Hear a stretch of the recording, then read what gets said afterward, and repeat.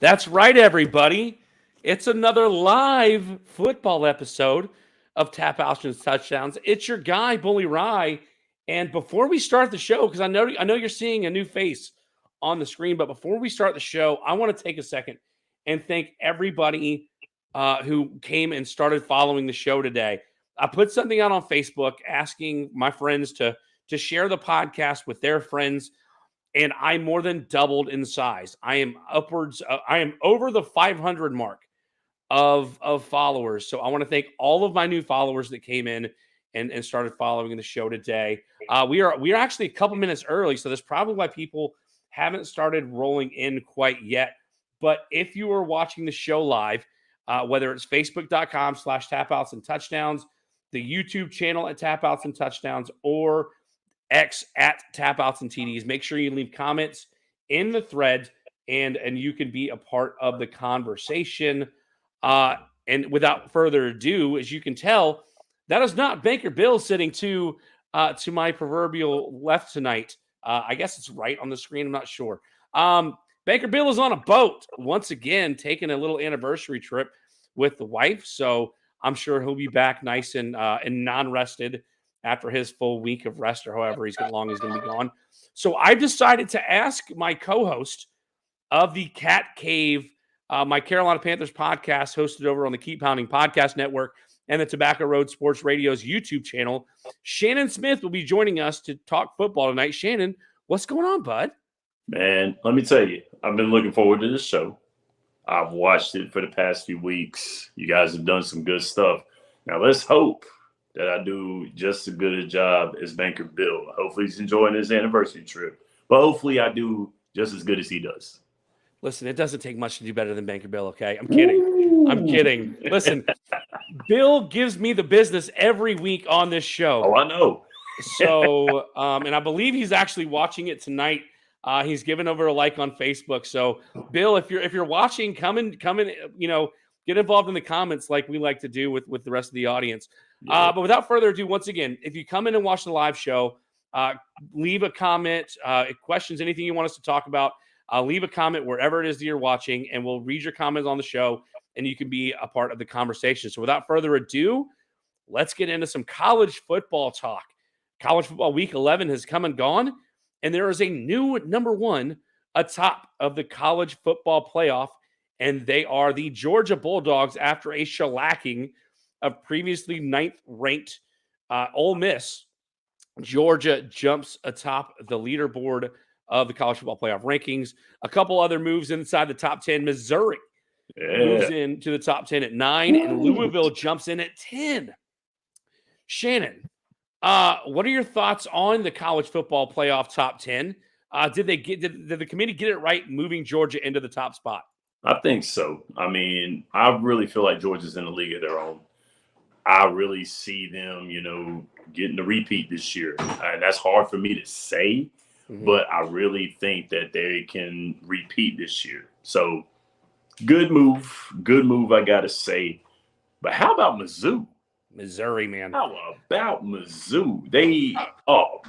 You talk about a team that kind of came out of nowhere. Like, it was one of those, like, as a South Carolina fan coming at the end of last year, we expected Missouri to be one of those games that were winnable. Yeah. And then they started just beating everybody. They gave Georgia a hard time. And listen, Georgia started off real slow this season, right? Yeah. They struggled. They trailed South Carolina 14-3 at halftime. Exactly. They trailed Auburn at one point in that game for actually a pretty long time. So it took Georgia a while to sort of come into their own, including beating Missouri. But Missouri, man, coming out of nowhere to now be in the top 10, it's unlikely that they make the college football playoff because they're not going to win the East. Yeah. And there's too many teams ahead of them that would have to have some sort of tremendous failure in order to make the playoff. A couple of comments in the chat. Baker Bill's wife, Shauna, says that he's driving, so he's not going to be able to come into the comments with us. Baker Bill's sister, Tara, is in here. Hello, Tara. Welcome again. And then my friend Heather is in the chat. Appreciate you watching and joining us to talk some football. Listen, Shannon, before we move on to a few college football topics here, we've got the top 10. The only thing that changed was Georgia jumped Ohio State. Of those top 5, we are going to have one more one-loss team as Ohio State or Michigan Yep. will knock each other from the unbeaten. Is there a team in the top 10 right now that you think has absolutely no chance of making the college football playoff? And is there one team that you think has a chance to maybe sneak in over one of the teams ranked in that top 5 that are undefeated right now? My no chance team, I would have to go with Louisville. Will be my no chance team. I like Louisville. I really do. And that's hard for me to say, being that my squad is a charter member of the ACC. I like Louisville, but I like Florida State a little more than I do Louisville. And I think if they do meet Florida State in the ACC championship, Florida State will give them the business. Now, if there is a squad that I think can sneak into it, I got to go with Oregon. I mean, I can't really say that I trust Florida State enough to beat an Oregon squad. And Oregon's really, really showing that they're a versatile squad. They've got a very wonderful offense. The defense could use a little work, but when they're throwing down points like that, I think they're safe, especially in college football. If you're throwing points down like that, 9 times out of 10, you're going to be fine. But I think Oregon might be my team that has the chance to get into that Final Four spot. I think they do. Yeah, they're going to have to take out Washington in the Pac-12 championship game, which is crazy because we're talking about 2 of the top 6 being out of the Pac-12 that will not be in the Pac-12 this time next year. Again, if you're live with us on the show, make sure you leave a comment below so that we can read your comment on the air. Trey Toll's coming in the chat. He'd like to see Texas get in. It'd be interesting to see the scenario that would have to play out for Texas. Have you been hearing the stuff about Arch Manning transferring? Well, he hasn't actually gotten to Texas quite yet, has he? And that's the bad part right there, man. You know, I was seeing a little bit of it on social media talking about Arch Manning transferring. I'm like, dog, is he even there yet? No, he's not. I think he'll be coming in next year. Real quick, we got a fun friend in the chat, fellow co-host of the Cat Cave, Michael Davis, coming in. Not a fan of Shannon's attire after last week. How about that goal line catch interception or not being reviewed? We'll get to talk about that here in a second. Michael Davis, welcome. His hands on that ball right there. They ran that back about 4 times. Nesbitt had his hands on that ball. Now, don't be salty there, MD. Don't be salty. That's good stuff. And then Volly Pauly, he's going to be joining us here in a minute, says he likes Shannon's attire just fine. Listen, to your point, I think Oregon's got a shot. I like the prospect of 4 undefeateds finishing the year undefeated. What chaos is going to happen is if Michigan beats Ohio State and then loses in the Big Ten championship game. Georgia runs the table and loses to Alabama in the SEC championship game. Washington loses to Oregon in the Pac-12 after Oregon somehow loses a game towards the end of the year. Florida State loses to Louisville in the ACC championship. I mean, a lot of stuff would need to happen for chaos to really go crazy and for Texas to sort of sneak back up like Trey Tolles was hoping to find out or hoping to see. Let's move on because there's some storylines in college football that we need to kind of talk about here. We mentioned Michigan a couple times. Jim Harbaugh has been suspended indefinitely by the Big Ten for the investigation into alleged sign stealing. And it's not just regular sign stealing. It's giving a guy on staff tickets to go to another school and scout another team from the stands. Listen, Shannon, I got to know. Does Jim Harbaugh, he's ready to go talk in court about this. They're taking this to court. What do you think should happen to Jim Harbaugh and the Michigan Wolverines if it does come to find out that, they were doing some heavy-duty actual cheating here? Now, first of all, I got to give love to Jim Harbaugh as he dug my 49ers out of a bad spot and got us to the Super Bowl. He was a great coach, loved him. I really wish that he would have stayed in San Francisco, but, it is what it is. He got a raw deal by the York family. But he did find Michigan. He already had him in line. He knew. But, man, I didn't know it was that extensive that they were sending someone to games to go steal these teams' signs. In my opinion, look, I understand, we grew up in the steroid era of baseball. Mhm. You and I both grew up in that era. Yep. Now, look, I know steroids enhance the body.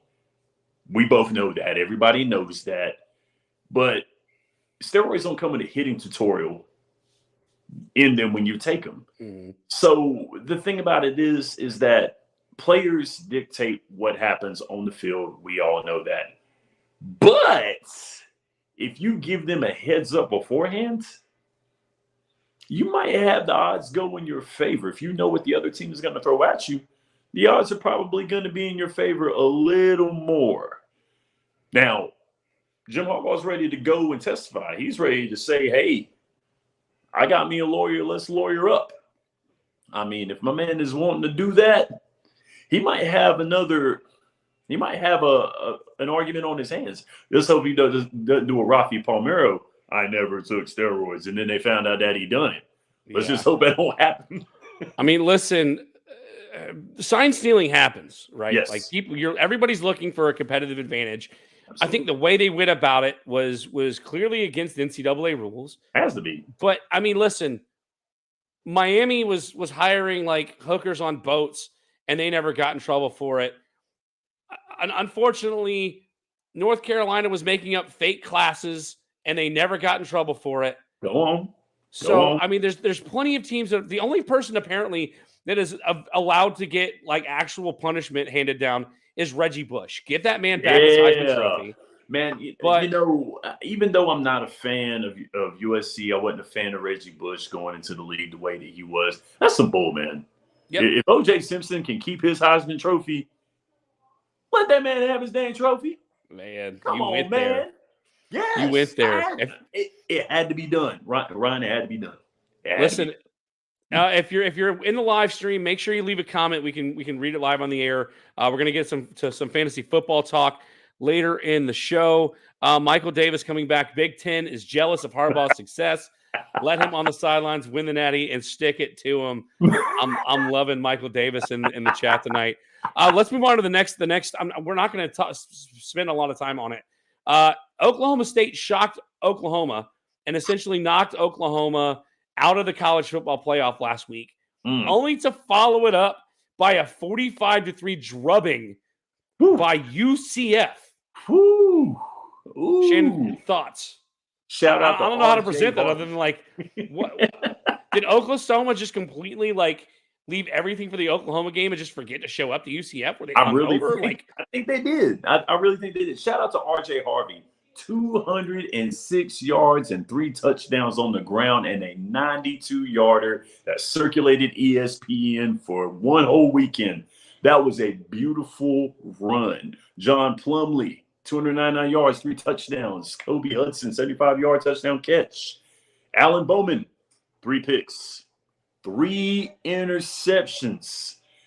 It was bad. I mean, it was horrible, man. I mean, give it up to Central Florida for winning that because they went in there, one score, pretty much had Central Florida saying, okay, we can do this. If I'm not mistaken, I think UCF is joining the Big 12. Yes, they are. So this is there's going to be some bad blood here going forward. Volly Pauly in the chat agreeing with both of us regarding Oklahoma State. Let's move on here real quick because this is probably the biggest storyline out of college football outside of the Jim Harbaugh situation. Texas A&M beats Mississippi State 51-0. The next day, Texas A&M fires Jimbo Fisher, and then the next day, Mississippi State fires their first-year head coach, taking over for the late, and I can't believe I can't say his name, down there in Mississippi, Mike Leach, for the late Mike Leach.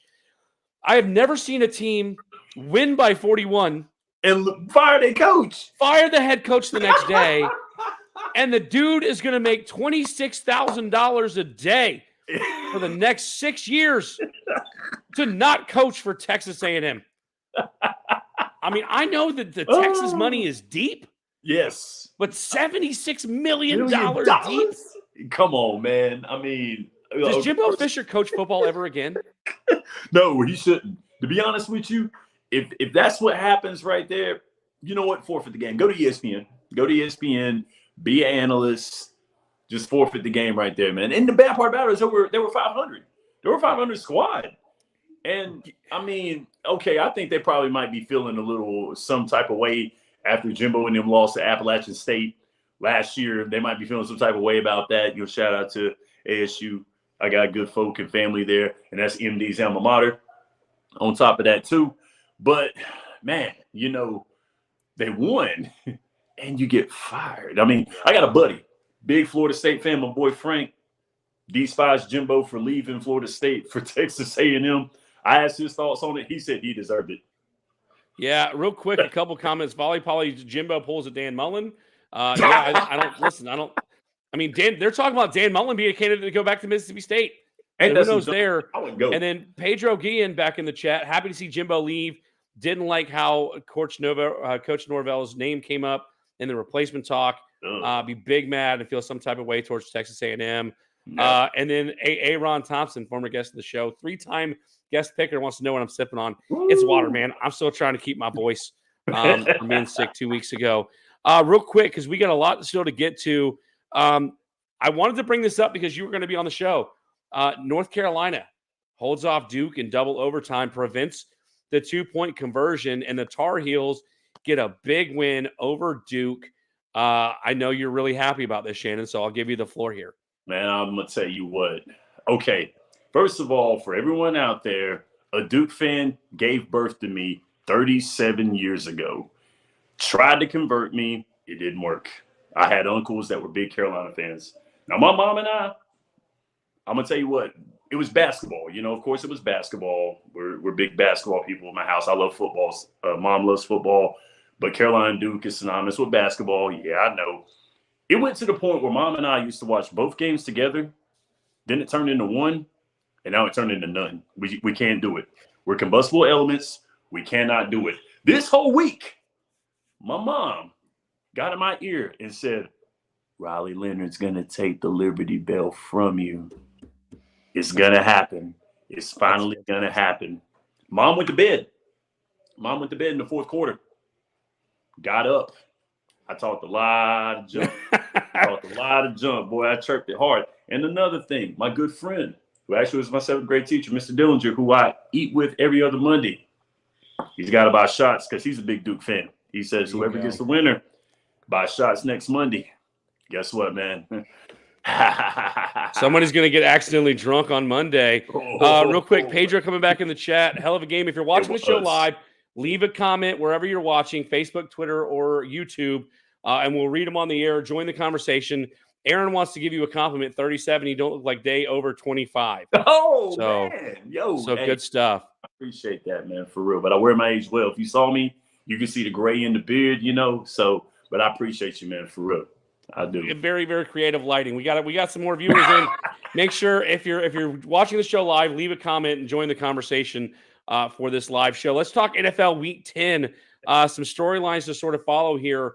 Highest scoring game in the NFL, and my Lions got the dub over the Chargers. They went out and signed Bruce Irvin, a veteran pass rusher to this defense. Is this more of an inclination of how good the Lions are, or more of the same old with the Chargers consistently, annually failing to meet their expectations year after year? Now, Ryan, what have I been telling you when we were on the Cat Cave? What did I tell you? The Lions are on a mission. No, not the Red Wings. No, not the Pistons. And definitely not the Tigers, who finished with a sub-500 record in the Cupcake Division, looking at you, American League Central. Remember that. They're on a mission, man, for real. Jared Goff, 333 yards, 2 touchdowns. Now, him and Justin Herbert had a gunslinging match. That was a duel, man. It was wonderful. And Justin Herbert is earning every bit of his money stats-wise, but not wins-wise. That's the only bad part about it, man. I mean, I think it is the same old with the San Diego Chargers. A lot of offense, but just not enough wins to show for it. I don't want Justin Herbert to be Phillip Rivers, but it might be the case. It just might be. A lot of passing yards, a lot of stats, but no rings. Well, Volly Pauly saying Amon-Ra really helped him out in fantasy. Listen, I had Amon-Ra and Keenan Allen in my main league, and they combined for 70 points. I beat the tar out of I believe it was Aaron, who I played last week. He wants to know when Detroit is finally going to fire Aaron Glenn, the defensive coordinator, because they seem to be very porous. Listen, I think the addition of Bruce Irvin is going to be good for this defense. It is. So we'll see what happens. Chelsea coming in the chat. What's up, Chelsea? Nice to see you in here tonight. Let's go to the next topic here in NFL. We'll scoot by some of these. The Texans shocked the Bengals. CJ Stroud, fourth quarter comeback, game-winning field goal to knock off the Bengals. Are the Texans for real, or are they just catching fire here in CJ Stroud's rookie season? I think they're catching fire right here, man. I think they are. You know, CJ Stroud was ice water in the veins this past week, man. He's been fired the whole time. I really think he's in a very good system right now. I mean, D'Amico Ryans is doing wonderful stuff in Houston. I think they're catching fire at the right time. I mean, I'm not going to take anything away from this squad because they're contending for the AFC South. They won't win it. I think Jacksonville has got it, but they are contending right now, and CJ Stroud is going to be Offensive Rookie of the Year. Yeah, you talk about AFC divisions. It's hard to make out with the Bengals, who the Bengals are, because there's weeks when they look like world beaters, like the Bengals we know them to be, and then there's weeks where Joe Burrow loses to a rookie quarterback, especially when one of the best talented young receivers for Houston didn't play in this game. Nico Collins was out with an injury. Let's move on to the other teams in the NFC, or I'm sorry, the AFC North. The Browns knock off the Ravens. The Ravens had looked unbeatable for a while, but in doing so, lose Deshaun Watson. This is a pretty big story to tell. It was reported that Deshaun Watson played 2.5 quarters of this game with a fractured shoulder and a high ankle sprain. Listen, you can make the jokes about the massage parlors and the bad press that Deshaun Watson gets. I was going to leave that alone. This is really impressive to beat a Ravens team with a really, really good record. Absolutely. And for him to come out and play this way, like, what are your thoughts on Deshaun Watson? What are your thoughts on the Browns going the rest of the way without him the rest of the season? A lot of people got to understand that Watt can ball. That man can play. I mean, the man came from an AFC championship squad with Houston. The man can ball. So, I mean, leave that alone. Yeah, I know people feel some type of way about what happened, and Houston was wrong for that. And that's another story for another time. Houston was wrong for that. They know they were. But it's just bad, man, because, you know, he pulled a Steve McNair type game. He wasn't going to take himself out until they had no choice but to carry him off. So, big ups to D-Watt on that one. I mean, he was ice water in this game, but, you know, sometimes the body gives out, you know. But he got $230 million. Yeah, listen, the Browns have a really good defense. They're going to have to rely on the run game going forward if they're going to have an opportunity to make the playoffs and make a play at this division. Real quick, let's go back 1 second. Pedro Guillen comes back in the chat. Brady made a bet with CJ Stroud, one of his Super Bowl rings against CJ's youth in the Ohio State-Michigan game. That's hilarious. Ooh. That's a fun joke there. All right, last thing we're going to talk about the NFL. We're going to take a break here. The Broncos beat the Bills on Monday Night Football. Josh Allen is not who was it? Was it Green? Why can't I say his first name? Denny Green. Josh Allen is who we thought he was. He has 3 turnovers in this game. And the worst part about it is that Denver comes to kick a field goal to end regulation, misses the field goal. Buffalo's got 12 men on the field. They fired the OC after this game.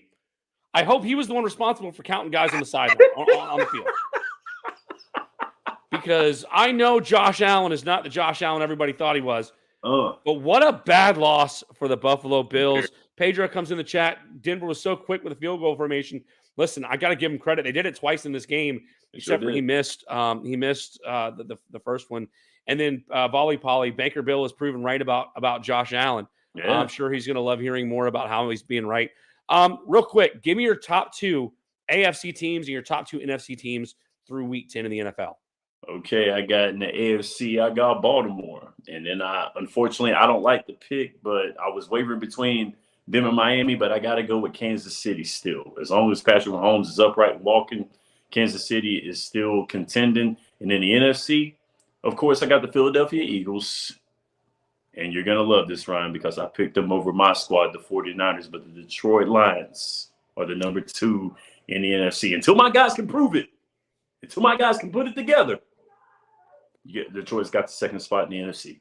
I'll give you mine. Listen, I think Baltimore gets a lot of home cooking when they're at home as far as officiating goes. Facts. Cleveland was able to overcome that and get this win. I don't have them as the number 1 or number 2 team. I've got Kansas City and Miami as your top 2 teams in the AFC. Devin Achane should be back from Miami this week. So You're going to get to see that speedy rookie that honestly, he would have been the one competing with CJ Stroud for Offensive Rookie of the Year had he not missed games due to a sprained knee. In the NFC, you're going to like this. I've got the Niners and the Lions. I know the Niners have 3 losses, but again, Philly, like Baltimore, gets the home cooking officiating. When they're not playing at home, they're not going to get that same treatment. And then I've got San Francisco when they're healthy, when they've got everybody on the field. They've got one of the best offenses in the NFL, and all they did was add more power to that defense, getting Chase Young at the trade deadline. One more comment. We're going to go to break. Pedro says KC, Miami, Philly, and the 49ers as his top 4. We're going to take our first break. When we come back, we're going to do podcast Pickems. Volly Pauly will be with us, former guest of the show. I still owe him a T-shirt from winning the Pick'em contest for last year. We're going to do podcast Pickems. We got Bill's picks to go along with Shannon and Volly Pauly. Stay tuned. We'll be right back with podcast Pickems right here on Tap Outs and Touchdowns. This episode is brought to you by Carolina Business Equipment. With offices in Charleston, Greenville, Columbia, and Florence, Carolina Business Equipment can supply your copiers, computers, and printers anywhere in the state of South Carolina. Call my personal best friend Aaron Thompson at 843-452-8764 for a quote today, and make sure you tell him that Ryan from Tap Outs and Touchdowns sent you. Carolina Business Equipment, you worry about your business, let us handle your technology. Tap Outs and Touchdowns, it's your guy, Billy Rye, alongside my friend Shannon Smith with us tonight. And we are at Podcast Pickems, where we're going to pick games in the world of college and pro football. Before we get into those games, let's look at the standings here. I made up a game on Bill last week. As Bill went 2-3, I went 3-2. So your standings go 35-19 and 1 for Baker Bill, 34-20 and 1 for myself. The guest pickers, including you, Shannon Smith, 34-16 and 1. Shannon, you've got a low bar to set for yourself tonight, because when you were on the show, you went 1-4. So we're expecting some bigger things out of you this week. But without further ado, he is a former guest of the show. He tied one of our contests last year in doing NFL and college football picks, and he is joining us back here on the show of Pauly's Pickems podcast. Volly Pauly rejoining us on the show, rocking the Barry Sanders jersey. Volly Pauly, what's going on tonight, bud? Man, I'm glad to be here. Shannon, glad to meet you. Bully, glad to do this again with you earlier in the season, because normally I'm at the end of your seasons. Yep, I knew I was going to get you worked in at some point. I'm glad you were able to work your schedule around to get to it. Let's go ahead and get started here. We got 5 games to pick. Let's start off in the world of college football. Number 22, Utah at number 17, Arizona. This line started off a half-a-point favorite for Arizona. The line has since moved to 1. Arizona has reeled off a really good late season push. Utah sort of kind of dwindling down the stretch. I'll go ahead and give you mine and Bill's picks, because we actually agreed on every pick this week. We're both taking Arizona. We're both taking the Wildcats this week. Shannon, I'm going to let you start us off here. Who you got? Arizona hosting Utah. Arizona's won 4 straight games and should have beat Southern Cal and Washington. They should have won those games. The Utes lost a heartbreaker last week. I got the Wildcats 7. All right. Volly Pauly, who you got here? Arizona hosting Utah. And looking at what ESPN was saying, they had Utah at 57%.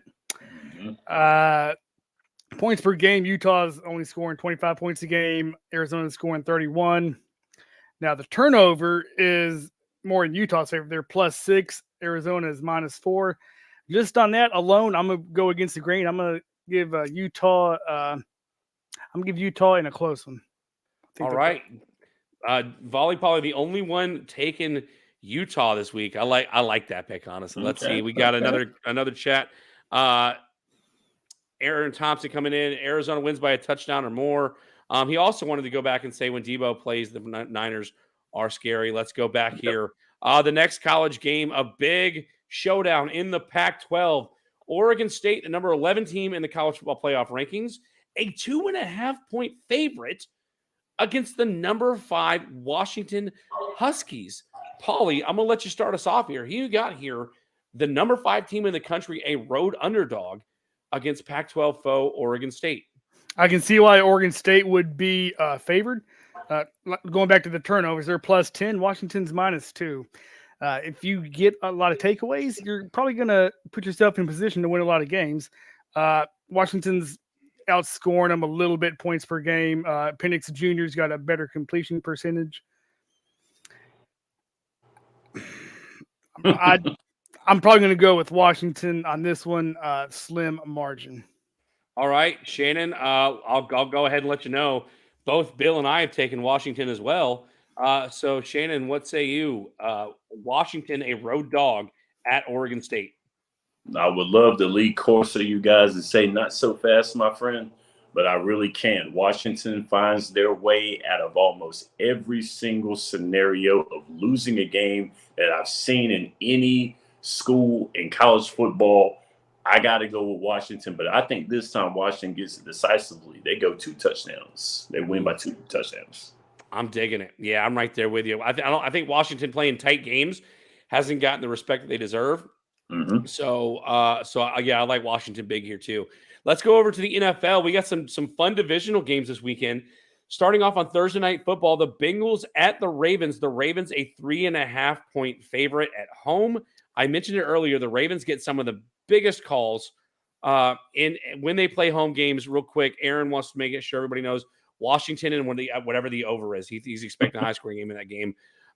Shannon, I'm gonna start us off here. Both Bill and I have taken Baltimore. I'm taking Baltimore primarily because of the home cook officiating that they're about to get here against the Bengals. Not to mention the Bengals coming off a loss at Houston. The way that they lost that game, I think that they're going to sort of be they're going to have this Houston hangover. Shout out to Booker T. In Baltimore. Shannon, let's start off with you here. You got Baltimore 3.5-point home favorite against the Bengals. I think the offensive line that the Bengals have got has got Joe running for his life, like we talked about in the Cat Cave this week. I really think that it's starting to catch up with Joe and the Bengals. I got the Ravens winning this game, and the Ravens will win it, I would say, by 2 touchdowns. I'm right there with you. Volly Pauly, what say you? I agree with Shannon right there. The 2 touchdowns are going to win big. I don't know if y'all know this. Well, y'all might. Lamar has the second highest completion percentage in the NFL so far. He does. I did a little bit of homework. Let's see. Burrow's number 14. The offensive rushing, Baltimore is number 1, 20th passing. I don't think they're going to lose to 2 Ohio teams in a row. Give me Baltimore by at least 2 touchdowns as well. Aaron wants everybody to know, he says, no T. Higgins, no problem for the Bengals. Thinks the Bengals get the win on the road on Thursday Night Football. Loving the risk taken over there by Aaron Thompson. Now let's go over to Sunday, 1 o'clock kickoff. The other 2 teams in the AFC North facing off as the Steelers travel to Cleveland to take on the Browns.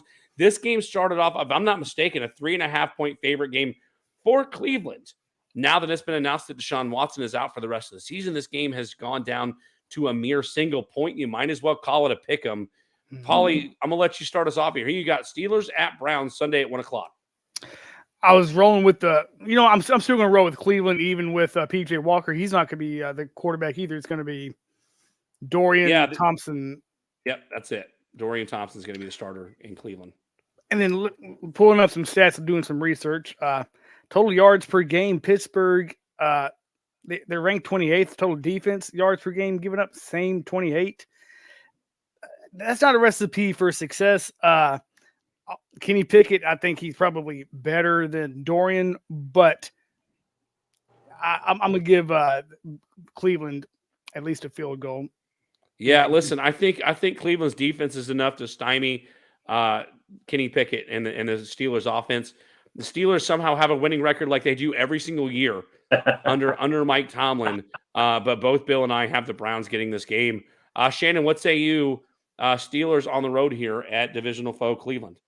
The Steelers haven't really impressed me this year. I know they're a young team, a work in progress. Mike Tomlin, wonderful coach, but this is going to be a super ugly game with the Browns winning by a field goal.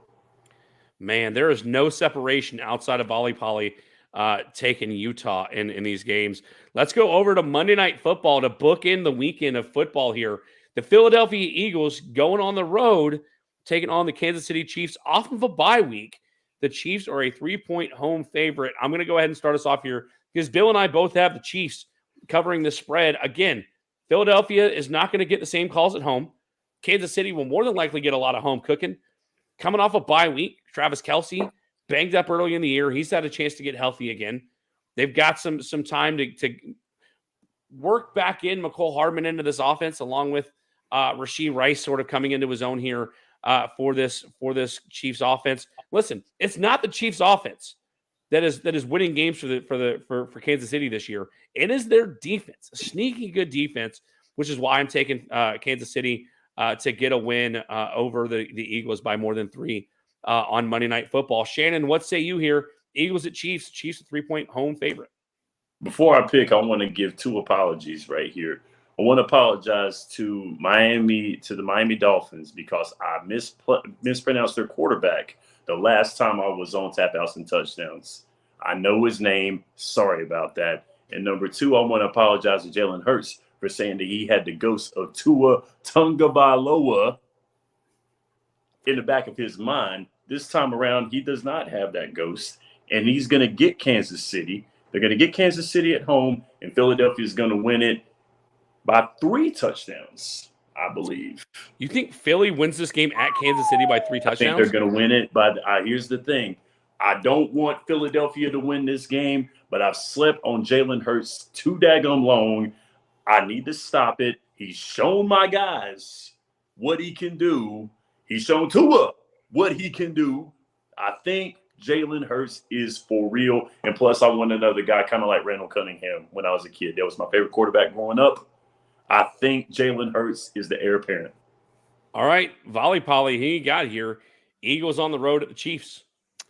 Well, Ryan, like you said, it's been the defense for Kansas City. Both Kansas City and Philadelphia have been getting after the quarterback. Kansas City's got 31 sacks. Philadelphia's got 30 sacks, tied for 3rd and tied for 5th, respectively. Now, Hurts has a better completion percentage. Mahomes has more yards. DeAndre Swift has the 7th most rushing yards so far. A.J. Brown's 2nd in receiving yards.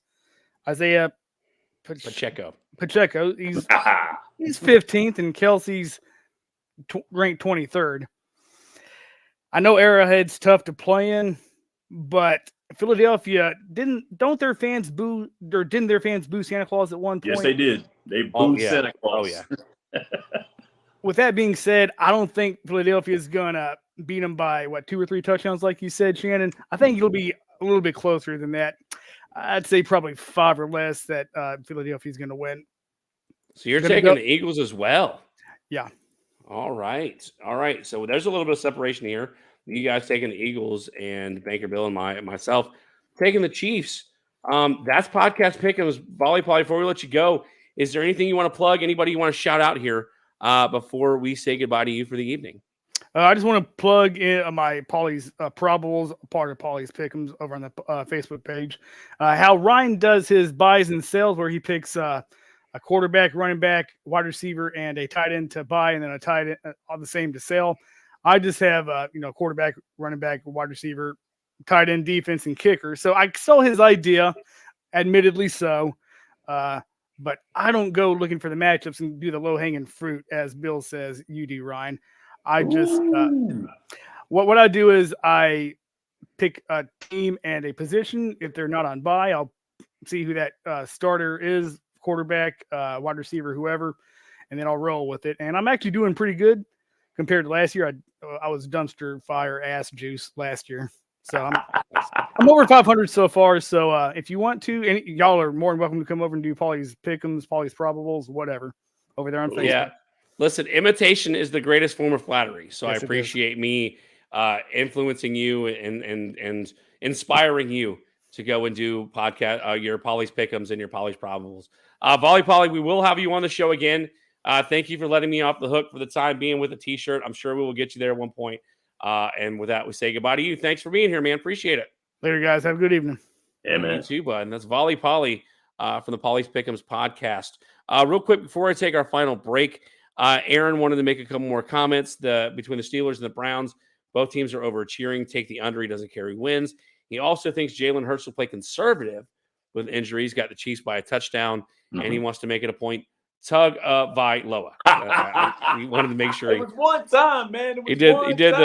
He wanted to make sure he got the phonetics out there. All right, we're going to take a final break. When we come back, we are talking all things fantasy football. We are talking bullies, buys, and sells. Even without Bill here, he's given his factor crap sent to us. And then we've had some questions on social media that we are going to answer. And if you are watching live and you have questions at the last minute, put them in the chat. We will read them on the air. We will talk about them.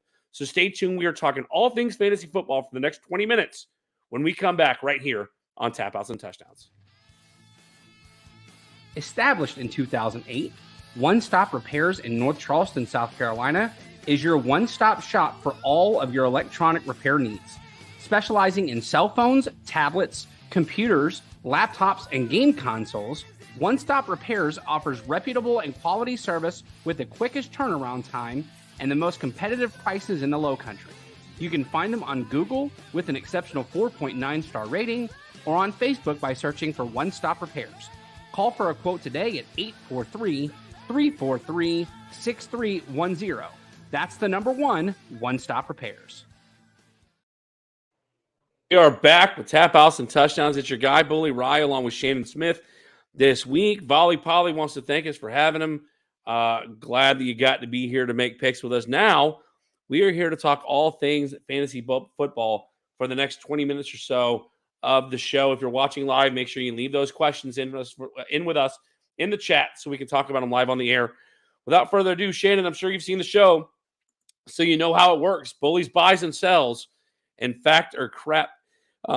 Bill's gotten in my head this season, and I had a very bad week last week. 2-6.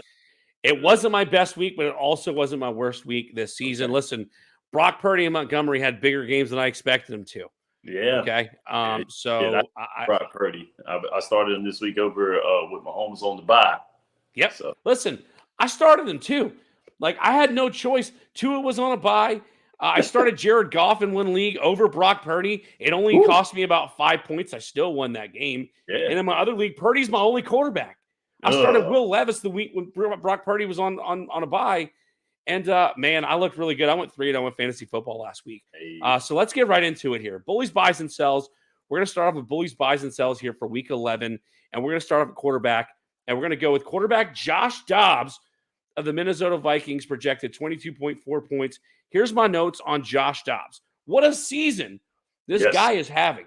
He's hit his current projection 5 times in 10 games, including both of his games with the Vikings, despite coming in relief only after having been with the team for mere days before being thrust into action due to an injury. Now he gets a Broncos team in prime time, allowing the 5th most points to opposing quarterbacks. If you're looking for a streaming option this week, hopefully you grab Dobbs before waivers cleared earlier this morning. I love him this week, and honestly, he's a sneaky pickup for the rest of the season if you try to roll with a guy that didn't work out for you early in the year. What do you say? Do you think Josh Dobbs exceeds 22.4 points this week? I think he'll push it. I think he'll get to at least 20. I see Denver. I see them winning against Denver, and I see Josh Dobbs having a game because, man, he came in and he hit the ground running with Minnesota. He has a very good opportunity with them seeing Green Bay again and with them seeing Chicago again. That's another thing. So, hey, I take him, man, in a heartbeat. Yeah, I'm loving Josh Dobbs this week. By the way, Bill gave me a crap on this. He does not like Josh Dobbs this week. What? So, yeah, I can't wait for him to be wrong about this one too. Let's move over to the running back position that I'm buying this week, and that's Rachaad White of the Tampa Bay Buccaneers, projected 15.1 points. Not a lot of people are talking about this guy, but the last 4 weeks, we have seen White break this projection, including a 28-point game against the Texans behind 2 rushing touchdowns. He's had 20 carries in back-to-back games, but he's been more effective catching out of the backfield with 93 receiving yards in the past two games combined. He does have a tough matchup with the 49ers this week. Who they're only allowing the 9th fewest points to running backs. But I do have faith that the volume alone is gonna get White to his projection this week. Bill's also crapping on this one as well. How do you feel about Rachaad White this week? Oh, that's crap, baby. My 49ers are going to eat them. They're going to eat them. My guys have not really let by any rushing yards in the past few games. The passing game has been what's doing it. So Baker's got to be hitting Mike Evans. He's got to be hitting the passing game. He's got to be hitting those guys. If he thinks he's running the football against one of the best front sevens in the NFL, think again. That's crap, baby. I don't even know if you can call it a best front 7. It's like a best front 14 because they're so deep on that deep. I mean, they've got starters as backups in San Francisco at this point. I don't get how they're doing it, but they are so deep on that front. Fred Warner is the unsung hero of that defense. You don't say enough about Fred Warner, but there's so many guys, so many variables around them. Hufanga over the top. I mean, you got Armstead, you got Chase Young, and of course the man Nick Bosa. So yeah, it's hard to pick. But Rachaad White, sorry though.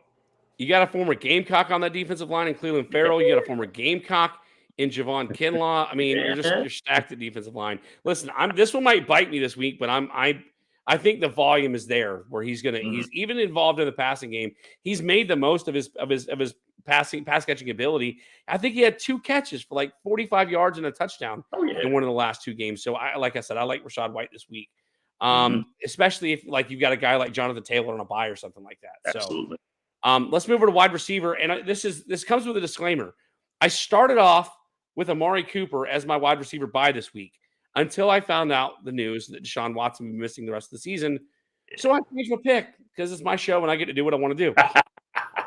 I changed my pick. I'm buying Terry McLaurin this week, projected 14 points even. The Commanders get a beaten and battered Giants team who will struggle to stay on the field offensively. I can't even think of of their starting quarterback going into this week. Now, baby. But they're allowing the 3rd most points to opposing wide receivers in fantasy. Baker Bill might have called this low-hanging fruit. In their first game against each other back in week 7, McLaurin went off for 15 fantasy points, reeling in 6 catches on 9 targets for 90 yards. Despite not hitting his current projection in the past 2 weeks, he surpassed 14 points 4 times in his past 7 games. I think you were already starting him, but I think you should feel even better about it after watching the show. Shannon, what say you? You like Terry McLaurin's chances this week? Oh, that's facts right there, man, because the Giants have been beaten down and battered. They can't really score any points. They can't, and they hang their defense out to dry. And plus, you got to also look at it, too. His quarterback is Sam Howell. So, fact right there for Terry McLaurin. Yeah, listen, Sam Howell is quietly having a phenomenal year in Washington. Absolutely. Nobody's really talking about Washington because of the other stuff that they've had going on. They traded away 2 of their best pass rushers at the trade deadline in Chase Young and I can't think of the other guy's name. Which would say one of the best pass rushers, and I can't name him. Right. But the fact of the matter is that everybody's viewing Washington as sort of a failure this year. But this offense is putting up phenomenal points. Let's move over to go ahead. They're reloading. That's what they're doing. They're reloading. I think, honestly, I like their running back situation, but I feel like they're a stud running back away from being a truly dynamic offense. So we'll see what happens there. Let's move over to the tight end that I'm buying in this week, and that's Trey McBride, the Arizona Cardinals tight end, projected 11.5 points. Listen, nobody's talking about this guy, and he's been on a roller coaster the last few weeks. He was becoming the most reliable target for Josh Dobbs, and then Dobbs got traded to Minnesota. And then last week in Kyler Murray's season debut, McBride saw 9 targets and tallied 131 receiving yards, which is a career and a season high. He has seen no less than 5 targets in a game since week 6 and draws a Texas team giving up the most points to opposing tight ends. I think you roll with Trey McBride with the utmost confidence this week. Listen, there's not a lot of tight ends in fantasy that kind of gets you really excited about starting him outside of Travis Kelce and maybe, in my opinion, Sam Laporta. What you say? What you think about Trey McBride this week, Shannon? As much as I want to say crap, I can't, man. It's fact there because Kyler Murray, looking at the guys that he's got at receiver, is dwindling, man. And he needs a safety valve tight end, and he's got that in Trey McBride. So I'm going to go ahead and go facts. Yeah, McBride has been a very sneaky start in fantasy this year, and it's paid off for the guys who started him. We're going to get into that because Aaron had a question about a couple guys whether he wanted to start when we get into the Bullies Buddies audience participation at the end of the show. But let's get into Bully Sells here for Week 11 in fantasy football. And I took a dump on this guy a minute ago when we were talking about his game against the Broncos. I'm selling Josh Allen this week. He has projected 22.9 specifically fantasy points this week. Who is Josh Allen? After the terrible loss to the Broncos on Monday Night Football, the Broncos now sit 5-5. In that game, we saw Josh Allen throw for under 200 yards and lose 3 turnovers, including 2 interceptions and 1 fumble. Now, granted, 1 interception was not his fault. Gabe Davis had the ball in his hands, dropped it, and it wound up in a defensive back's hands. But he still turned the ball over 3 times. Now the Bills are getting the Jets, allowing the 5th fewest points to opposing quarterbacks. And the last time Josh Allen played against New York, all the way back in Week 1, if you remember the game that we saw Aaron Rodgers go down 4 plays in, Josh Allen turned the ball over 4 times and only scored 11 fantasy points. Listen, you're probably starting Josh Allen, but if you were able to draft a couple of really good quarterbacks, maybe you got your hands on Josh Dobbs, you might want to start the other guy this week. Shannon, what say you? You think Josh Allen comes close to making this 22.9 projection this week?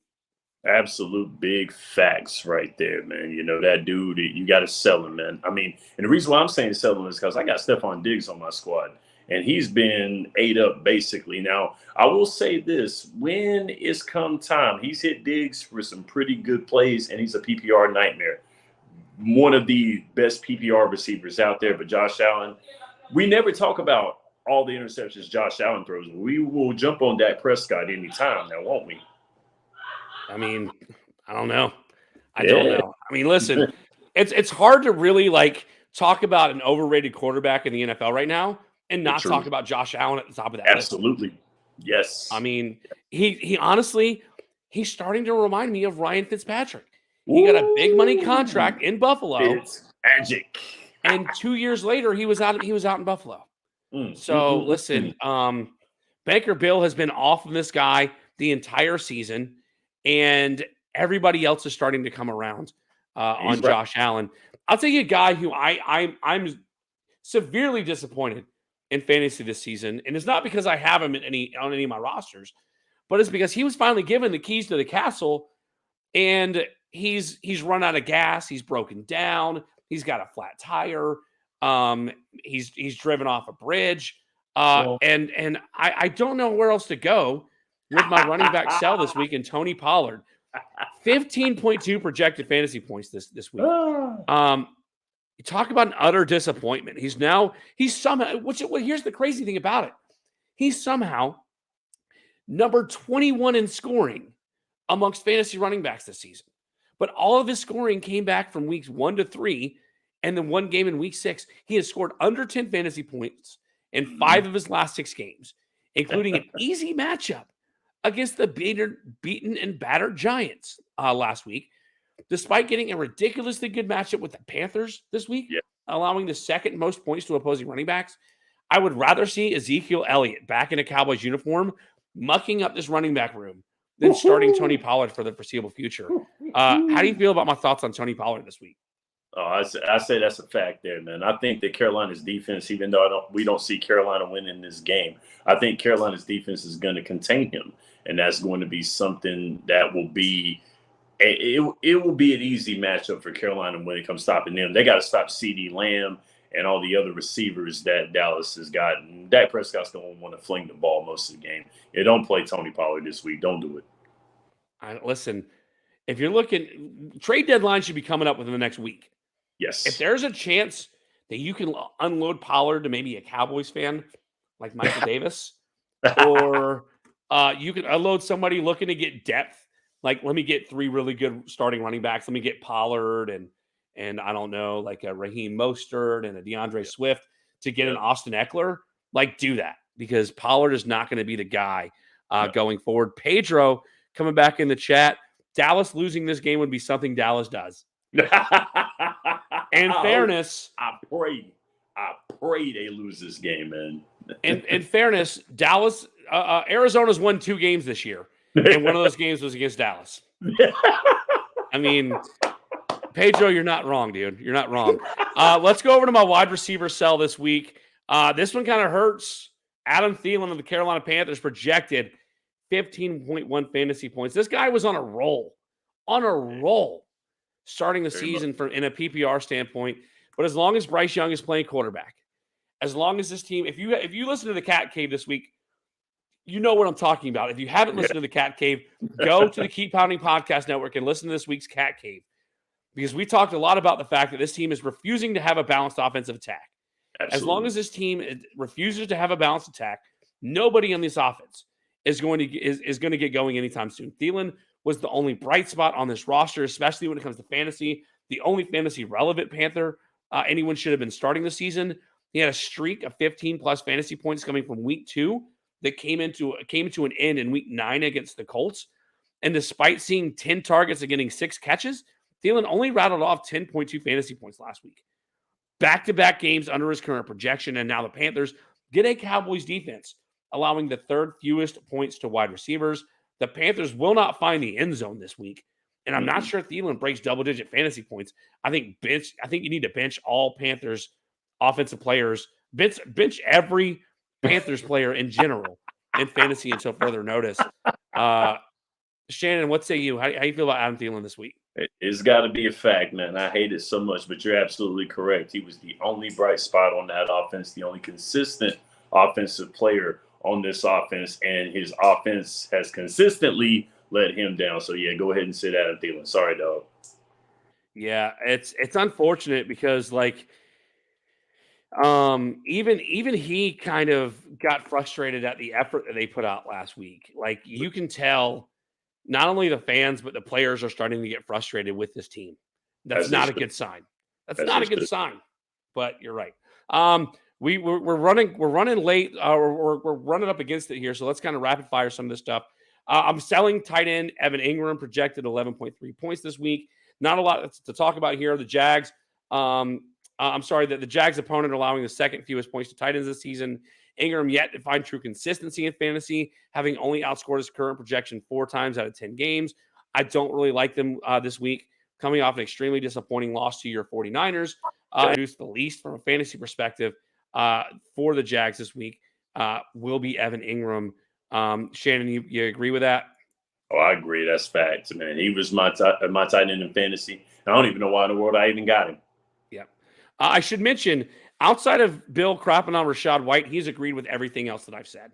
He has factored everything from wide receiver to tight end when it comes to Bully's buys and sells. And that's your buys and sells for this week. Let's go into Bully's Buddies questions for fantasy football this week. We got a couple of audience questions, starting with Volly Pauly, who was on the show earlier tonight. He wants to know Jordan Addison at the Broncos or Adam Thielen versus the Cowboys. Shannon, I'm going to open this up. We just took a dump on Adam Thielen. I think the obvious answer here is Jordan Addison, right?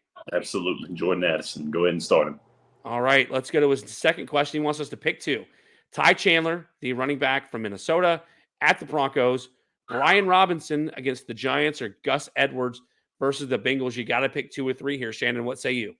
Oh, man, I got to go with Gus Edwards and go with Brian Robinson. Yeah, listen, it's hard not to start anybody against the Giants right now. The Broncos did a decent job of bottling up the Bills last week. Sure. My concern about Gus Edwards is the fact that they're bringing this guy, and I can't say his name off the top of my head. They're bringing this guy, and it's going to drive me nuts not knowing. They've got another running back in Baltimore that is getting some play time that's put up some fantasy numbers the last few weeks. That's the only thing that has me concerned. I'm probably going to go Robinson and Chandler just for that very reason, because I don't know the timeshare that Gus Edwards is going to be in, but I don't think you can go wrong. I think you start Ryan Robinson, and I don't think you can really go wrong with either one of them. Yeah. New follower to the show, Roger Hamrick, wants to know C.J. Stroud against the Cardinals or Josh Allen against the Jets. Again, we sold Josh Allen this week. I think C.J. Stroud's the go. Yep, C.J. Stroud's got to be doing it. The Jets defense will eat up Josh Allen. I'm right there with you. All right. Sam Morris comes in and wants to know Darrell Henderson Jr. against the Seahawks or Kareem Hunt against the Steelers. This is not a good option to pick from. No, Shannon, I'm going to open it up to you, man. He like better in this. Ouch. Oh, man. I think I got to go with Kareem Hunt against the Steelers, man. I mean, the Steelers have an upstart defense, but their offense is going to hang them out to dry. I like Darrell Henderson Jr. as well, but I think Kareem Hunt's going to be your best bet. Yeah, listen, I don't really – outside of Puka Nacua and Cooper Kupp, there's not anybody on that Rams offense that really excites me at this point. I'm going to go Kareem Hunt as well. I know there's sort of a timeshare in Cleveland right now with Hunt and Jerome Ford, but considering that there's no Deshaun Watson the rest of the year, they're going to have to rely on the run game. I'm going Kareem Hunt. The last one here for Bully's Buddies questions here. Aaron wants to know he's got to start two. Cole Kmet, tight end for Chicago. Trey McBride. Tyler Boyd. Again, remember there's no T. Higgins this week for Cincinnati. And Jerome Ford. I just talked about Jerome Ford being in a timeshare with Kareem Hunt. Listen, you're starting Trey McBride. Because obviously he's talking about a tight end here. So you're starting Trey McBride. Absolutely. And Tyler Boyd, it's hard to say because Tyler Boyd, even when other receivers for Cincinnati have missed time, Tyler Boyd has been sort of hit or miss and touchdown reliant. He has. Chicago just gets Justin Fields back. The Lions are giving up a lot of yards. It's going to sound crazy. I think you should start both of the tight ends. What say you, Shannon? You know, I really think that McBride and Kmet are the way to go. I really think they are. I mean, I'm not really feeling Tyler Boyd, and Jerome Ford is kind of hitting this as well too. I think you can't go wrong with the tight ends. I mean, you've got young quarterbacks playing right now, and they need safety valves. So get those tight ends in there. I think you'll get points. Sam Morris wants to know she got in right in the nick of time here, coming to join the show to get her little bit of fantasy advice. I'm glad she got to join the show. Yeah.